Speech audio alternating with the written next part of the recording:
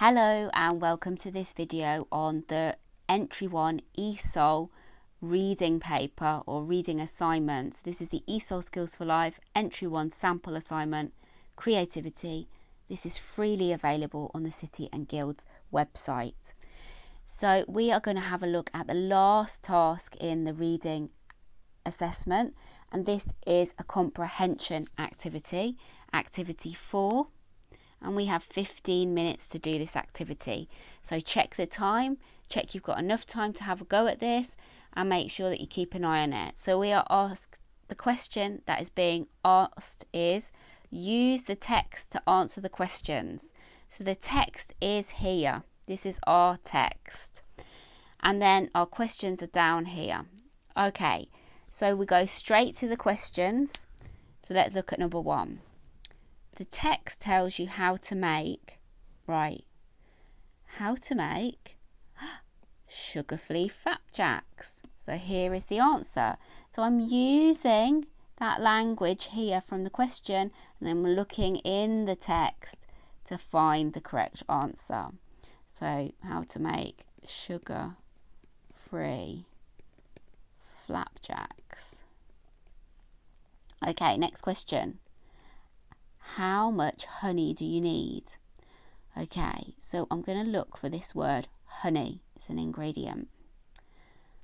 Okay, I find it, honey, and I can see here that I've got to have 250 grams. Okay, question 3. What is the first instruction? Okay, so I'm looking for the instructions, and the instructions are here. First instruction, chop the dates. So I'm going to write that. Chop the dates.